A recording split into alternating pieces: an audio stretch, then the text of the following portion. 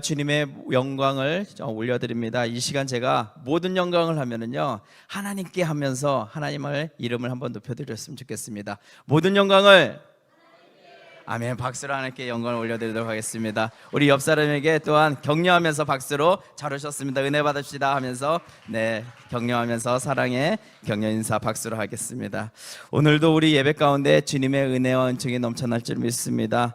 하나님의 놀라운 은혜가 우리 모두에게 넘쳐나서 예수님의 그 기쁨이 우리에게도 그 기쁨뿐만 아니라 감사와 평강과 그리고 또 은혜가 충만하는 귀한 시간 되길 주님의 이름으로 축원합니다. 아멘. 그래서 오늘 말씀으로 더욱더 충만하시길 주님의 이름으로 축원합니다. 하나님의 은혜가 여러분 가운데 모든 우리 성령이 우리 모든 성도들에게 넘쳐날 줄 믿습니다. 우리가 지난 이제 아시아 게임이 끝났어요. 항저우 아시아 게임이 끝났는데요. 이 아시아 게임에서 특별하게 좀 오늘 이렇게 말씀 가운데 여러분들에게 나누려고 하는 게 기억에 남는 것이 있어서 그래요. 롤러스케이트 남자 스케이트 3000m 계주 뭐 뉴스에서 보신 분들도 있고 경기장에 경기를 뭐 TV로 보신 분들도 있고 또 여러 가지 돌아다니는 영상으로도 보신 분들이 있을 것입니다. 매우 저에게 있어서는 좀 인상적이었어요. 안타까움도 있었지만은 내용이 그거죠. 1위를 이렇게 확실한 우리 대한민국 선수가 먼저 골인 지점에 가기 전에 다가와서 이게 승리의 세레머니로 두 손을 탁 들었는데 그 뒤를 따라온 대만의 황일인 선수가 발을 쭉 뻗으면서 딱 들어오면서 0.01 차이로 우리나라가 금메달을 놓쳤던 그런 내용입니다. 경기였었습니다. 그 마지막에 계주였으니까 여러 4명이 이렇게 함께 뛰었었잖아요, 협력해서. 근데 마지막 주자가 이겼다 하고서는 손을 벌쩍 드는 바람에 이렇게 졌는데, 그리고 난 다음에 사과문을 게시했죠. 국가대표 선수로서 끝까지 최선을 다하지 못한 것에 대해서 그 행동에 진심으로 후회하고 또 반성하고 있다라고 이렇게 했습니다. 뭐 지나갔는데 어떡하겠습니까? 할 때 잘해야죠. 그래서 그런 말이 생각이 나더라고요. 끝날 때까지 끝난 것이 아니다. 모든 것이 끝날 때까지 끝난 게 아니에요. 뭐 끝나지도 않았는데 우리가 거기에 뭐 도취되어서도 안 되는 것이죠. 끝날 때까지 끝나는 것이 아니다.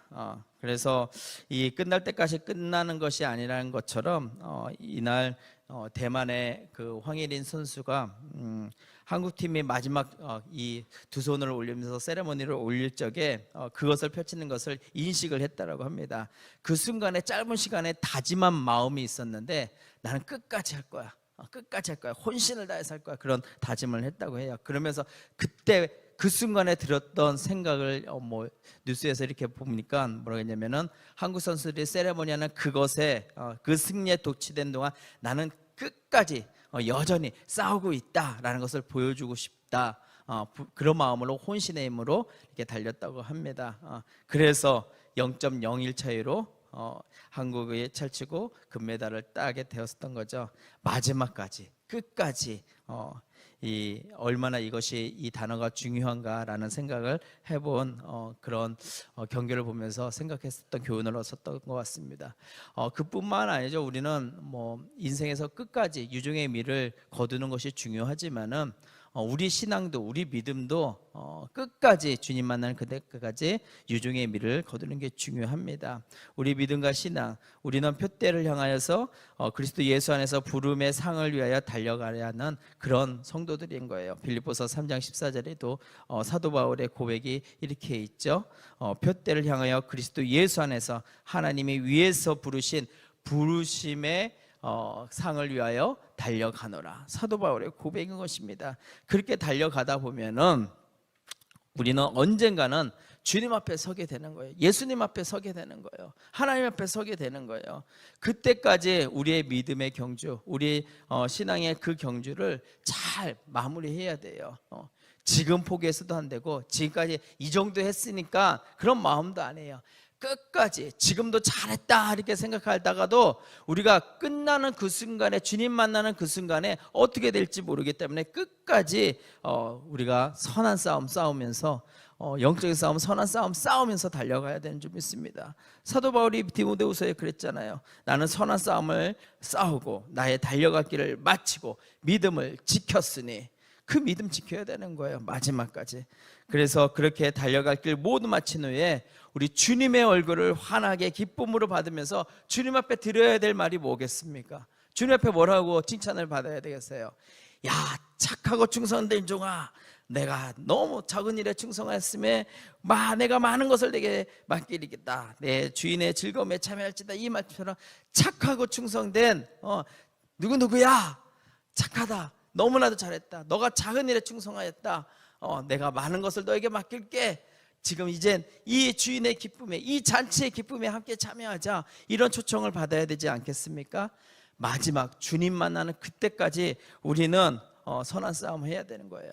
그 선한 싸움 다 마친 후에 우리 사랑하는 구주님과 그 기쁨을 누리면서 그 의의 면류관을 받아 쓰시는 저와 여러분이 되시길 주님의 이름으로 축원합니다. 아멘. 흔들리지 마세요. 실족하지 마세요. 넘어지지 마세요. 자빠지지 마세요. 포기하지 마세요. 낙심하지 마세요. 오직 주님의 주시는 은혜로, 능력으로, 예수의 이름으로 오늘 그 부르심의 그 합당한 삶을 우리가 표를 향해 달려가는 그 경주 가운데, 믿음의 경주 가운데 이기시길 주님의 이름으로 다시 한번 축원합니다.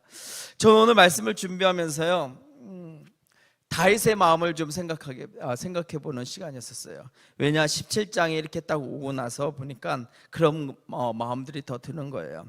다윗이 우여곡절 끝에 그 하나님의 언약궤를 갖다가 자신의 그 다윗의 성으로 가지고 오지 않았습니까? 모셔오지 않았습니까? 그래서 다윗의 장막을 이렇게 주고 얼마나 기뻐했어요. 자기의 옷이 벗겨지는 것도 아랑곳않고 그 기쁨 가운데 있었고, 또 하나님을 그렇게 찬양하고 싶어서 그 다윗의 장막에 언약궤가 그 있는 곳에 레인들을 통해서 24시간 찬양하게 하고 찬양대를 세우고 하는 그런 모습들이 얼마나 그 다윗이 하나님을 경외하고 찬양하는 모습을 고스란히 드러냈잖아요.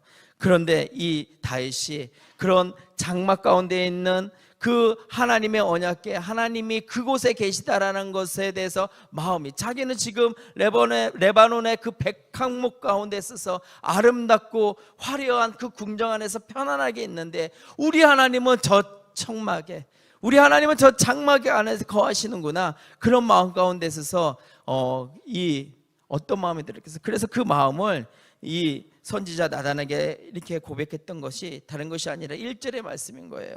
다윗이 그의 궁전에 거주할 때에 다윗이 선지자 나단에게 이르되, 나는 백향목궁에 거주하거늘 여호와의 언약궤는 휘장 아래 있도다.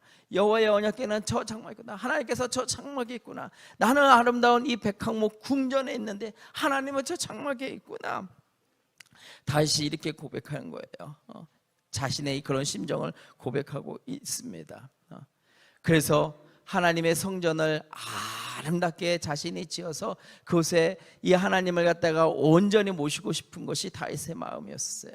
더 나아가서는 종교적인 그 행위에 의해서 지금 다윗의 성 예루살렘 성에서는 다윗의 장막 가운데서 찬양하고 있고, 하나님의 언약궤는 이곳에 있고, 저 기본 산당에는 하나님의 그 모세가 졌던 그 성막이 그대로 있으면서 거기서 또한 제사를 지내고, 이원화되어져 있는 종교적인 그런 행위 가운데서 빨리 이것도 합쳐야 됐다 그런 니즈도 있지만은, 무엇보다도 다윗의 마음은 저 천막 안에 있는 하나님, 나와 비교했을 적에 내가 너무 죄송스러워서 하나님의 은혜에 감사해서 그분 앞에 아름다운 성전을 건축하고 싶었는데, 하나님이 뭐라고 했어요?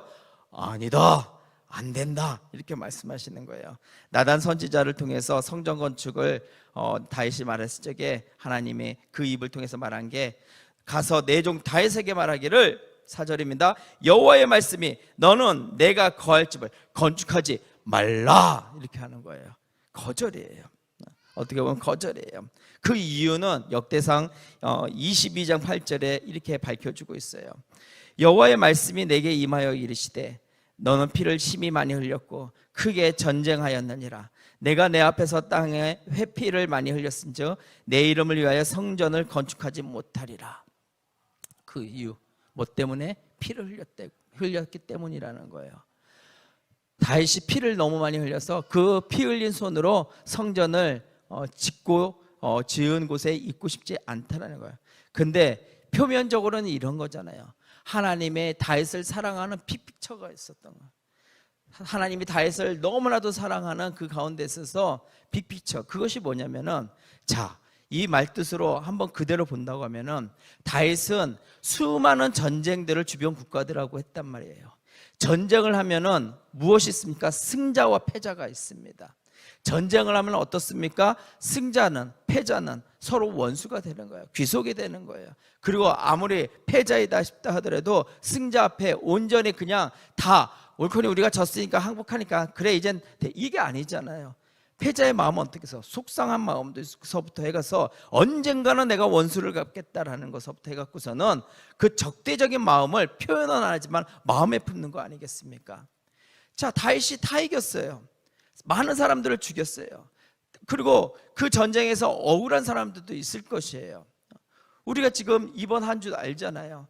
하마스하고 이스라엘의 그 전쟁 가운데 있어서 얼마나 일반 시민들도 그렇고 어린아이들서부터 갖고서는 잔인할 정도로, 그것을 보면서 우리 마음이 어떻습니까? 빨리 이 전쟁이 멈췄으면, 이 전쟁이 끝났으면 하는 마음이 우리에게 있는데, 전쟁이라는 것이 그거예요. 아무리 명분이 좋다 할지라도 이 땅 가운데 전쟁이 일어나서는 안 돼요. 하나님은 전쟁을 원하지 않아요. 하나님은 화목해 하신 하나님, 하나님은 그 전쟁으로 인해서 사람들이 고통받고 실험하는 것을 원치 않으신단 말이죠. 인간의 죄악 때문에 그런 전쟁을 하는데, 어쨌거나 전쟁이 일어나면, 그런데 다윗은 그 많은 전쟁에서 물론 하나님이 이기게 하셨기 때문에 승리를 거두었었던 것이죠. 그런데 하나님을 알지 못하는 사람들은 그 다윗이 우리의 신, 고대의 전쟁은 신과 신들의 전쟁이에요. 그래서 이 나라의 신, 우상들과 우리 하나님의 신, 다윗이 섬기는 신하고, 다윗이 이겼기 때문에 하나님이 이겼기 때문에 그 가운데 그 하나님의 이겼다는 걸 증거하기 위해서 신전을 세우기는 합니다. 그 신전을 세우지만은 진 사람들이, 패한 사람들이 올곧게 보겠느냐인 거죠. 올곧게 보겠는 거죠. 다윗의 명성은 올라갈 수 있어요. 야, 저 사람 참 능력 있고 위대한 왕이다, 올라갈 수는 있어요. 오히려 하나님의 영광에 가릴 수도 있고, 이 핏값으로 산 저 신이 그 이방인들에게도 자신들에게 무슨 영향이 있느냐 이거죠. 원수같이 느껴질 거죠. 존경하는 마음도 없겠죠. 우리가 졌는데, 그런 마음 가운데, 억울한 마음 가운데 있는 거죠. 그러니까 하나님의 빅피처는 뭐냐면은, 그 다윗의 피 묻은 손으로 성전을 지어봤자 다윗의 영광이 드러나는 건 한계인 것이고, 더 나아가서는 전 세계 이방인들이 하나님을 경외하고 하나님을 우러러보고 해야 할지언데 그런 마음이 생기지 않는 거예요. 그러니까 성전을 건축하지 못하게 하는 것입니다. 하나님은 지금 그때가 아니야. 지금은 너는 이 왕국을 잘 지금 다지고 다스려서, 그런 다음에 주변 국가들이 정복해서 견고하게 선 다음에 너희 아들 솔로몬 때에 성전을 건축해서 하나님의 영광이 저 이방 국가에까지 나타나게 하려는 것이 하나님의 픽피처인 거예요. 그것은 하나님의 욕심입니까? 다윗을 무시하는 것입니까? 다윗을 무시하는 것이 아니에요. 그렇기 때문에 다윗이 그 마음은 알아주신 거예요. 하나님이, 다윗이 하나님을 향한 그 사랑, 그 천막보다는 아름다운 성전에서 하나님을 섬기고자 하는, 하나님이 그곳에 임재하시는 것을 보고자 하는 다윗의 갈망, 그것을 모르는 게 아니에요. 그래서 이거는 거부가 아니라 아직 때가 안 되었다라는 것이에요. 하나님이 다윗에게 너 피 묻은 손으로 성전을 건축하지 마, 아직 그때가 아니야. 지금 그때가 아니야. 너 지금 잘 다스려서 잘 평강케 해. 너희 후손이 그 다음에 시간이 지나면은 그때 지어졌을 적에 더 내 이름이 영광스럽게 너가 소원한 것처럼 더 나타날 거야. 그것인 거죠. 오늘 우리에게서도 마찬가지예요.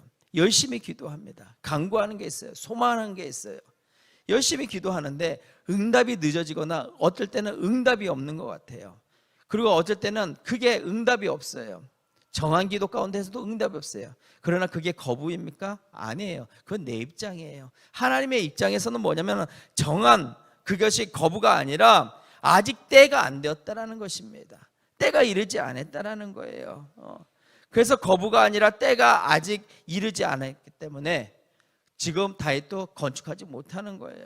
그래서 성전 건축에 필요한 재료를 갖다가 철두철미하게 지금 다윗은 준비하게 된 것이죠. 이를 통해서 이 내용을 통해서 좀 보고자 하는 것이 있습니다. 다윗은 첫 번째로 보면은 서운한 마음이 왜 안 됐겠어요? 인간적으로 보면은 내가 그렇게 다른 것도 아니고 하나님께 뭐 달라고 하는 것도 아니고 내가 드리겠다라는 건데 드리는 것도 안 받으시는 하나님, 내 마음도 몰라주세요. 그런 마음에 서운한 마음이 있을까요? 없을까요? 있어요. 충분히 있어요. 그렇기 때문에 서운한 마음 드는데 다윗은 그것에 서운한 마음을 토로하지 않았어요. 하나님 너무하시네, 그렇게 안 해요.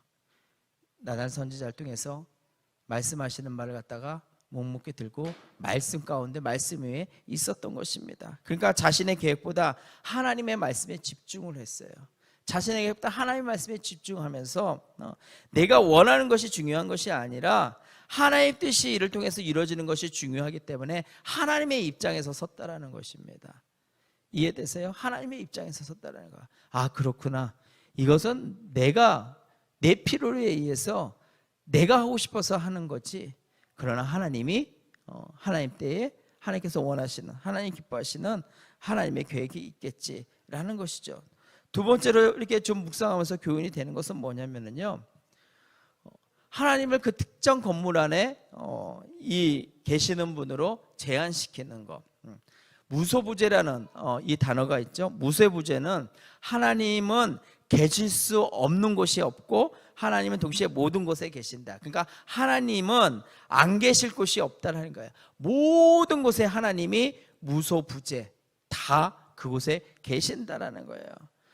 그래서 하나님은 전지전능하시고 무소부재하신다라는 것은 하나님은 모든 걸 알고 계시고 모든 것을 하실 수 있고 또 모든 능력 가운데 있고 모든 곳에 계시는 분이 전지전능하신 무소부재하신 하나님이라는 거예요.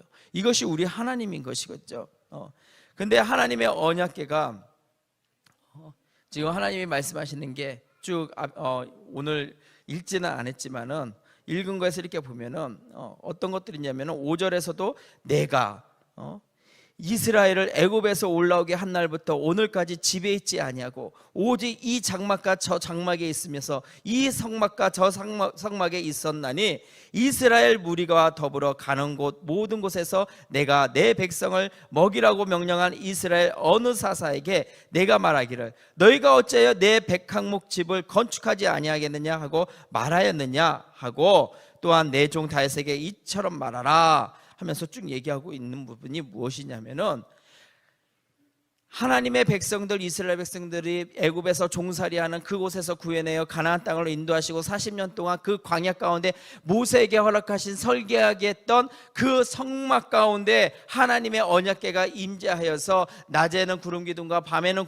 불기둥으로 인도하셨던 그때까지 그 천막 속에 계셨다라는 거예요. 이 천막 저 천막 이 성막 저 성막 가운데 이동하면서 계셨다는 거예요. 그러고 나서 가나안 땅을 정복을 합니다. 정복하고 나서도 그 누구도 이 가나안 땅에서 어느 사사에게도 이제 정복했으니까 내가 나를 위해서 성전을 지으라 그렇게 하나님은 말하지 아니하셨다라는 거예요. 왜? 무소부재하신 그 하나님 어느 곳에 있기 때문인 거죠. 성막 안에 언약 안에 있다는 것은 하나님의 임재의 상징이에요.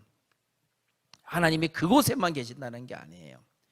교회도 마찬가지, 예배당에 하나님이 여기에만 계시다는 게 아니에요. 하나님의 백성들이 모여서 예배를 드리는 이곳 가운데 있어서 하나님의 임재와 함께 하나님이 여기에 계심, 물론 여기에도 있어요. 그러나 여기에서 예배드리는 가운데 하나님의 영광과 임재가 충만하고 넘쳐나는 것을 성령의 역사 가운데 은혜로 우리는 경험하고 체험할 수 있는 곳인 거예요. 뭐예요? 상징적인 부분도 있고 보여지는 것도 실제적인 부분도 있는 것입니다. 그러나 하나님이 여기에만 계시느냐? 아니에요. 여러분의 집에도 계시고요, 여러분의 골방에도 있어요, 여러분의 화장실에도 있어요. 어느 곳에든지 없는 곳이 안 계신 곳이 없는 그곳 가운데 하나님은 계셔요. 그래서 골방에서 나 혼자 있으면 아무도 보지 않고 아무도 없기 때문에 내 마음대로 생각하고 내 마음대로 할 수 있느냐? 그럴 수 없는 곳입니다. 그곳에도 주님이 있기 때문에 두렵고 떨리는 마음 가운데 주님이 계신 그 자리 앞서서 경건하게 거룩하게 있어야 되는 거예요. 여러분의 화장실에서도 마찬가지인 것이고, 여러분의 드레스룸에서도 마찬가지인 것이고, 여러분의 골방에서도 그런 것이고, 거룩하게 경건하게 있어야 되는 것입니다. 그래서 그런 하나님이시기 때문에 더 나아가서는 우리의 무지, 내 생각 안에, 내 감정 안에, 내 경험 안에 하나님을 제한시키지 마세요. 그 제한시켜서 그 안에 가두지 마세요. 그곳에 있는 거 아니에요. 여러분의 무지, 그것이 하나님을 더 욕되게 하는 거예요. 내 생각이, 내가 이해하고 내가 경험하고 내가 배운 대로 했던 그런 지식 안에 하나님이 다 계시지 않은 것입니다. 하나님의 미련함이 우리 지혜 있는 자보다 더 월등하세요. 더 위대하세요. 그렇기 때문에 우리가 하나님을 쫓고 하나님을 믿는 거 아니겠습니까? 그렇기 때문에 자신의 생각과 자신의 지은, 그리고 우리가 아름답게 뭔가를 만들어서 여기에 하나님이 계시다, 아니, 하나님이 계시다는 상징적인 부분인 것이 거기에 하나님이 계시는 거 아닌 것이죠. 그래서 모든 곳에 계시는 그 하나님 앞에, 그 모든 것에 우리 가운데 감찰하시고 생각하는 것조차도 아시는 그 하나님 앞에 거룩되게 경건하게 구별하여서 있어야 되는 줄 믿습니다. 그리고서는 세 번째 보면은, 그렇기 때문에 이 성전 건축을 허락하지 않으면서도 다윗에게 복을 주면서 그럼에도 불구한 복을 주셨어요. 그 복들이 8절에 보면 내가 어디로 가든지 내가 너와 함께 있어 내 모든 대적을 내 앞에 멸하였은즉 세상에는 존귀한 자들의 이름 같은 이름을 내게 만들어 주리라.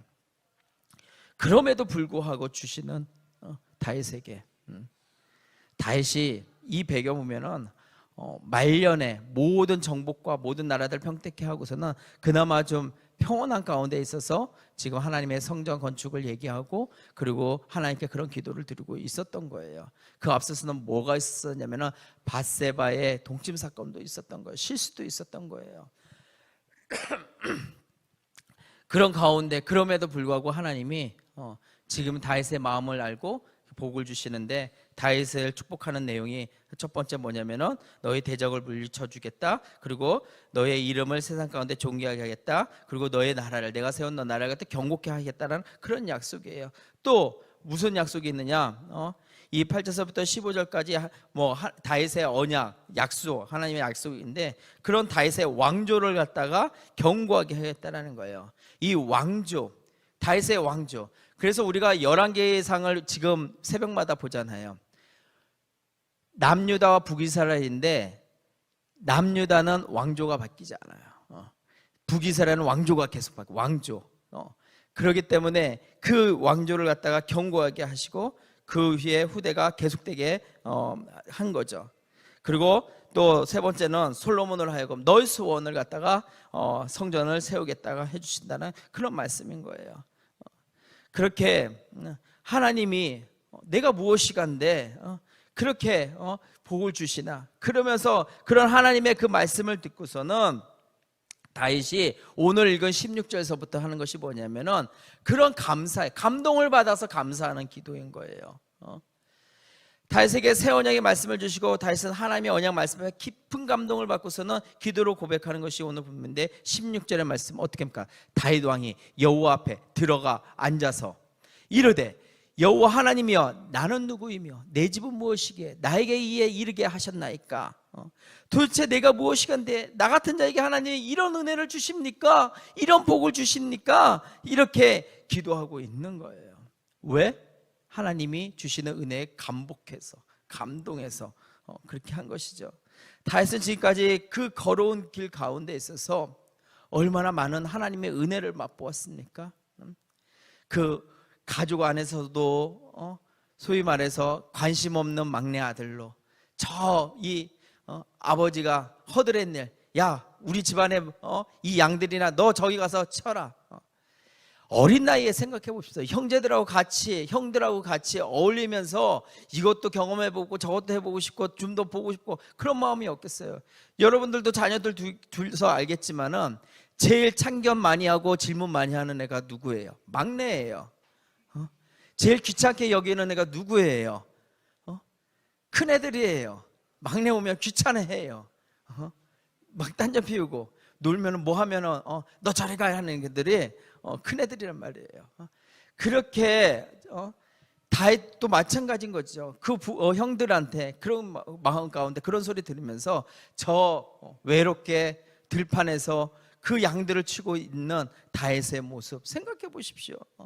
그 가운데 그래도 하나님을 알기에 그곳에서 하나님을 찬양을 하고 그곳에서 또 그 목동의 그런 모습을 보면서 그래 우리 하나님의 그런 하나님 있지, 목자와 같은 하나님 있지, 주는 나의 목자시다, 이런 고백도 하는 것이죠. 쫓겨다니면서 도망다니면서 엔게디 광야에서도 그렇고 아굴란 굴에서도 그렇고 그의 삶 가운데서 억울한 일 가운데 있어서도 어떤 마음이 있었겠어요. 다윗에게 있어서 하나님의 은혜, 그 가운데서도 하나님을 사모하는 것도 있지만은 날마다 때마다 밤마다 저녁마다 하나님의 그 은혜 가운데 있었던 것이죠. 그렇게 그런 우여곡절 끝에 왕이 되고 지금 이렇게 더 나가서는 가깝게는 하나님 앞에 그런 큰 범죄함을 처했던 그 다윗에게 하나님 내가 무엇이간데 하나님께서 나를 이처럼 이렇게 사랑하십니까? 이런 고백인 거예요. 하나님 내가 무엇이간데 우리의 가문을 나의 후손을 이렇게 복 주십니까? 이런 고백인 거예요.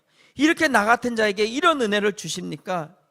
이 하나님이 지금 말씀하셨던 나단 선지자를 통해서 말씀하셨던 이 언약의 말씀을 들으면서 그런 감독이 막 올라오는 것이죠. 그런 그 기도 가운데 다윗은 지금 읽은 이 내용들은 그런 하나님을, 위대한 하나님을 갖다가 영광을 올려드리고 찬양을 하는 것입니다.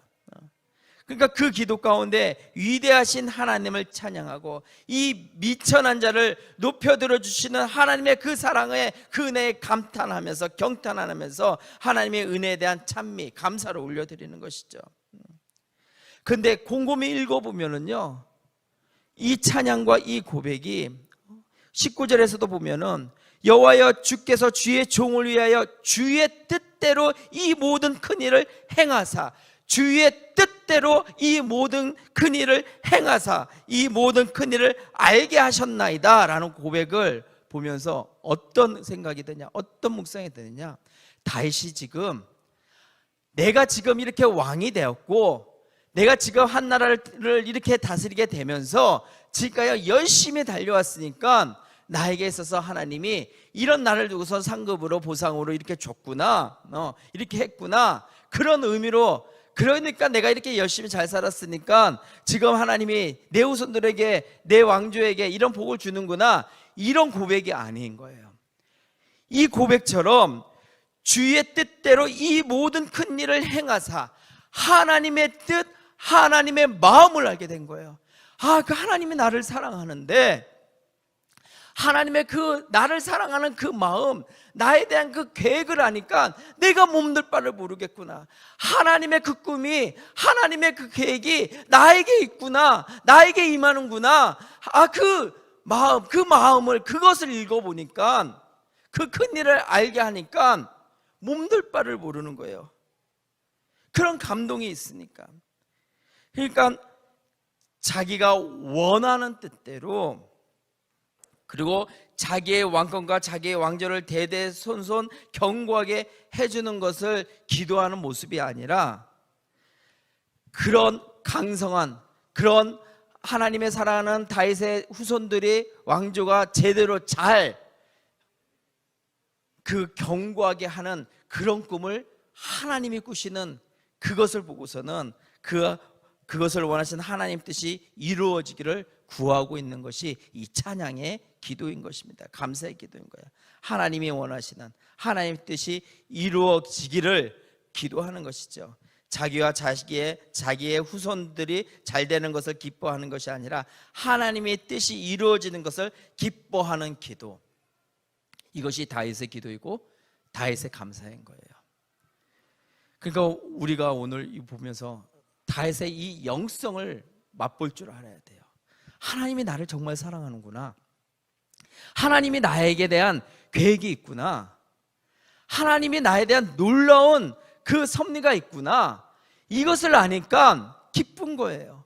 하나님이 나에 대해서 집중하였으니까. 지금 저만 뿐이겠어요? 여러분에게도 마찬가지예요.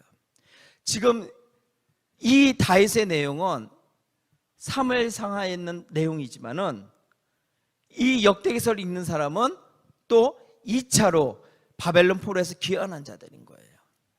귀환한 자들에게 있어서 어떤 소망과 희망을 주겠습니까?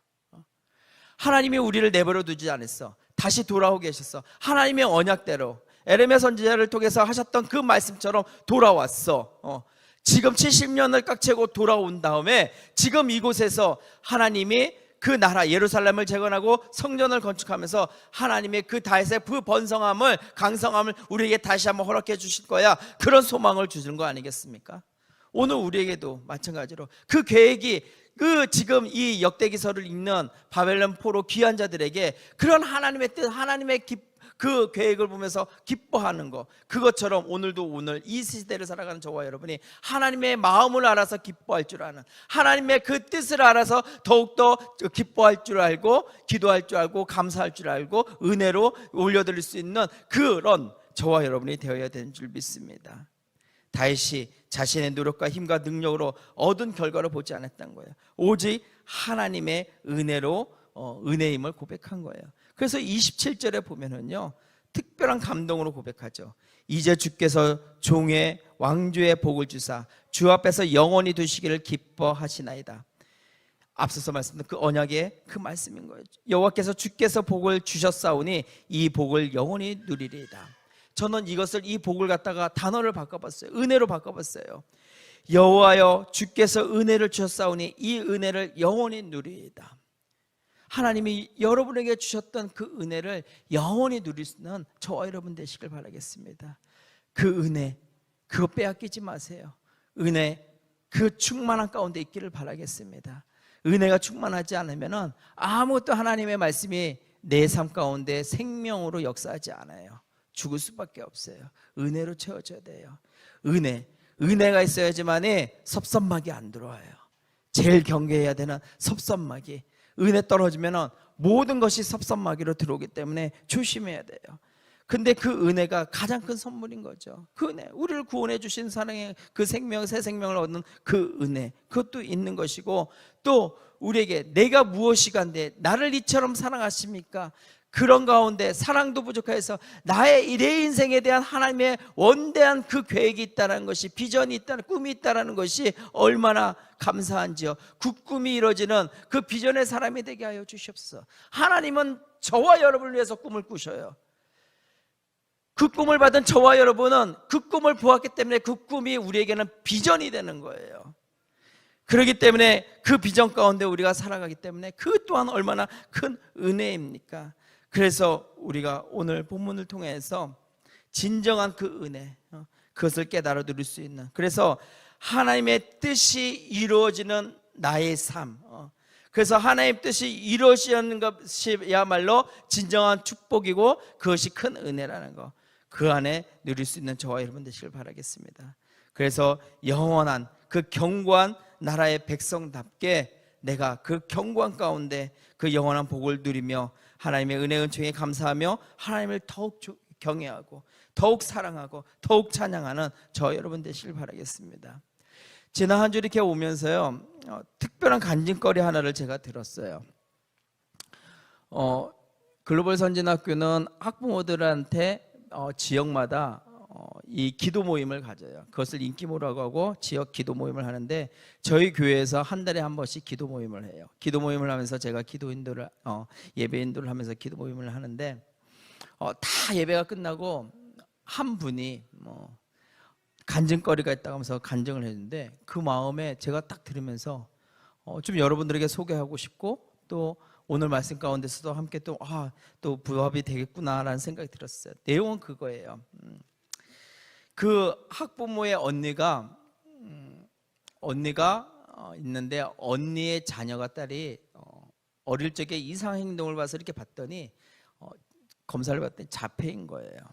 자폐에 걸려 있는 그 아이를 보고 어떤 검사나 치료 시설이나 이런 데 가서 이 아이를 낳으려고 하기보다는 고스란히 그 사랑으로 이 아이를 잘 키워서 잘 자라게 해야겠다, 그런 마음 가운데 있었던 거죠. 그래서 특수학교에 이렇게 보내지도 않고 일반 학교를 이렇게 보냈었던 거예요.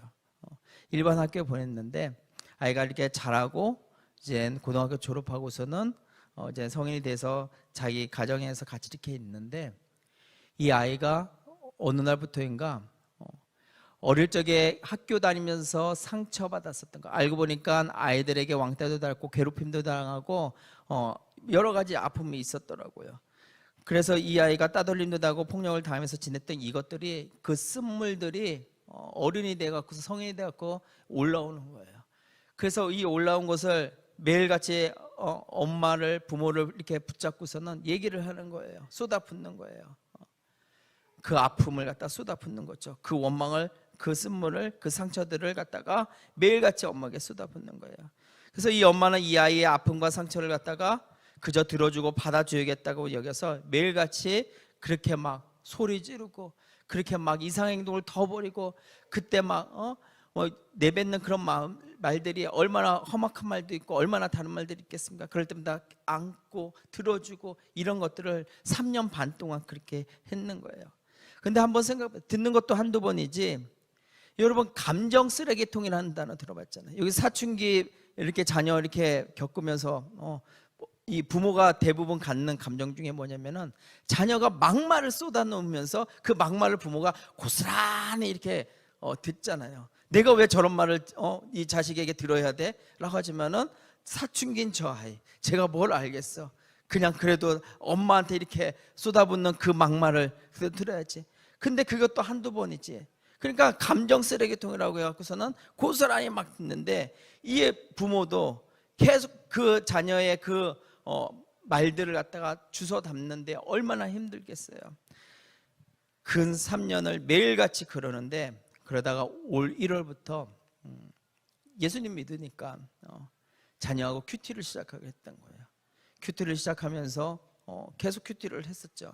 그러다가 올 6월쯤에 집 위에 근처에 이제 자신이 다니는 교회가 있기 때문에 작정해서 매일 저녁마다 가서 1시간씩 좀 기도해야겠다 해서, 뭐 시골 교회니까 사람도 없으니까 들어가서 찬양 틀어놓고서는 1시간 동안 작정해서 기도하고 한데, 뭐 그 기도가 뭐 우리 자녀 낫게 해주시고 우리 자녀가 뭐 잘하게 해주시고 우리 자녀 그런 게 아니에요. 그냥 기도해야 되겠다 기도하는 거죠. 그리고 또 뭘 바라고 기도하는 것이 아니었던 거죠.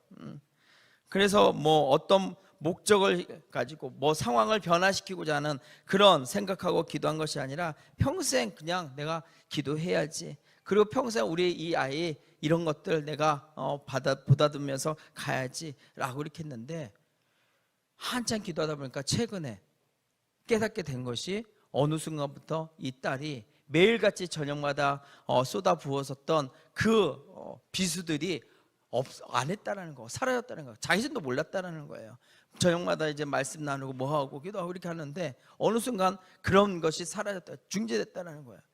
그러면서 믿지 않는 아버지이기 때문에, 아빠 알잖아, 우리 애가 이런 자폐 이렇게 하셨는데 아빠 예수님 믿어야 되는 이유 중에 하나가 이렇게 했더니 이 아이가 이렇게 변화됐어. 이런 얘기를 하는 거예요. 아버지를 전도하기 위해서. 저는 그 얘기를 들으면서 그런 생각을, 그런 묵상을 봤어요. 오늘 말씀과 함께. 우리가 조건으로 감사하지 말아야지, 조건으로 우리가 하나님 앞에 조건으로 뭘 이렇게 감사하고 찬양하고 기도하지 말아야 되겠다라는 생각들을 해봤습니다.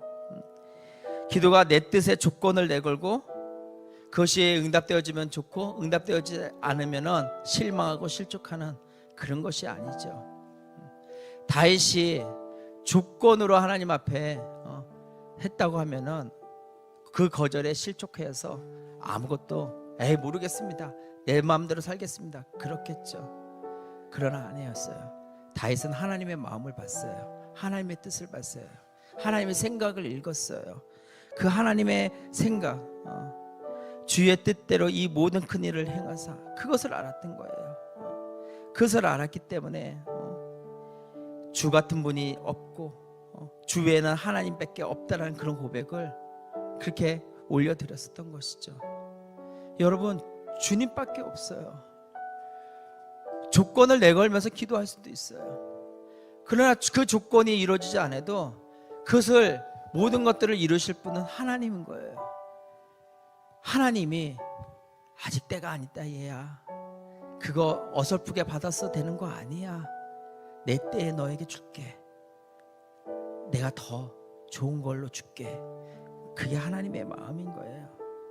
그런 걸 봤을 적에 우리가 내가 무엇이간데, 그토록 사랑하시는 하나님의 사랑, 내가 무엇이간데 이런 모습에도 하나님의 그 뜻이, 계획이, 생각이 나를 향해서 있다라는 것이 얼마나 큰 은혜입니까?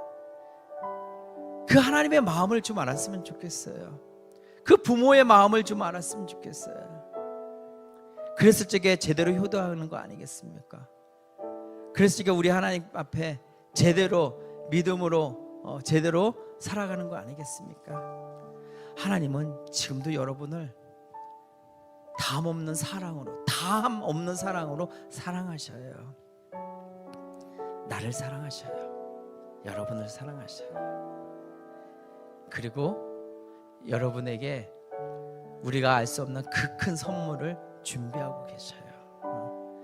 그래서 지금까지 지내온 것이 그 하나님의 담 없는 사랑 때문에 은혜인 줄 깨닫고, 담 없는 그 사랑과 은혜 아니면은 우리는 살아갈 수 없는 그런 존재라는 것을 깨닫고, 우리 달려갈 길 다 한 후에 그 주님 볼 때에 나의 공로 전혀 없고 이 모든 것이 오직 은혜였기 때문에 하나님을 찬양할 수밖에 없습니다. 그런 고백을 드릴 수 있는 저와 여러분 되시길 바라겠습니다.